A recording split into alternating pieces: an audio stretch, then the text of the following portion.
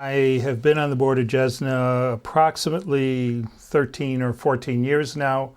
I really first got involved in JESNA because I was asked by my community to be involved nationally with the Jewish Education Agency. At that time, I was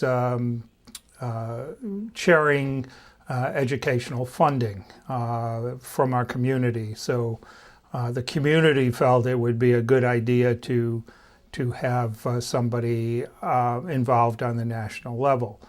JESNA has really evolved for me in the last 14 years. I think that JESNA has evolved as a educational agency.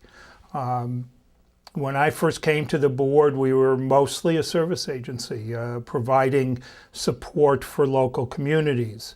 I think we've evolved into a leader in developing a national agenda for Jewish education and creating new and innovative ideas in promoting change in education.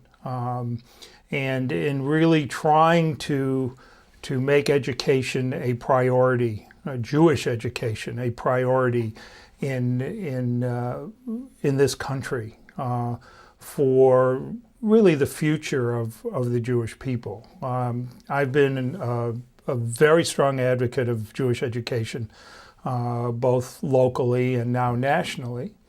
I think that it is the lifeline of the future. And if we don't educate our children, we're in trouble as a people. I also am involved locally in adult education.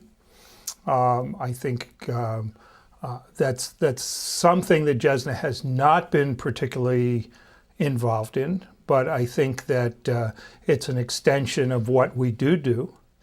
And I think it's very important, both as an example, as well as personal growth, that we are involved in our own education and promoting adult education as well as educating our children. The best example for your child is what you do. I'm from Detroit. It's a community of about 72,000 people now, or Jews now. JESNA has really been quite influential in what has happened in Detroit. JESNA came in, it's probably 10 or 12 years ago now, to do a consultation on the Jewish Education Agency of Detroit. And because of the JESNA consultation, we really have changed the way we do business. We have established what we call the Alliance for Jewish Education. We have developed a very strong planning component to education. Again, when we started doing this, our education agency was mostly a service agency, providing assistance to the community education process, mostly through what we're now calling complementary education, but really through communal afternoon education.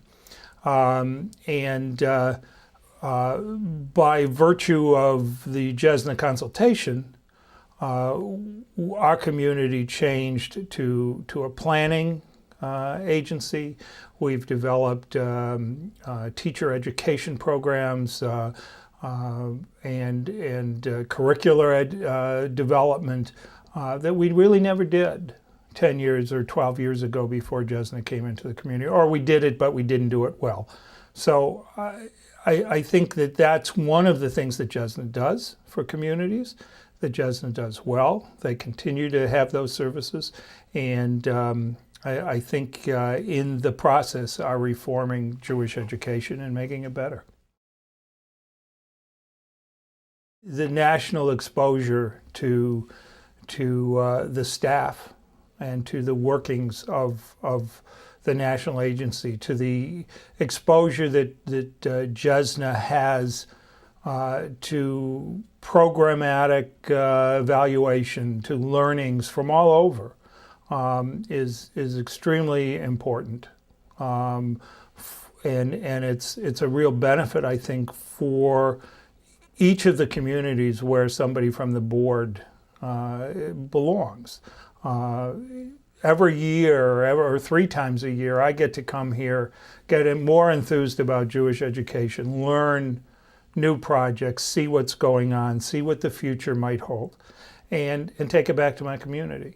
And that's a great bonus for the community, because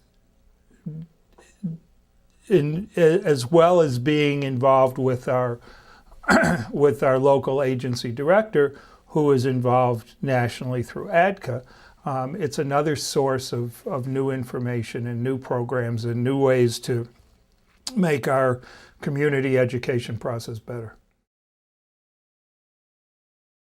For years, we talked about what is JESNA.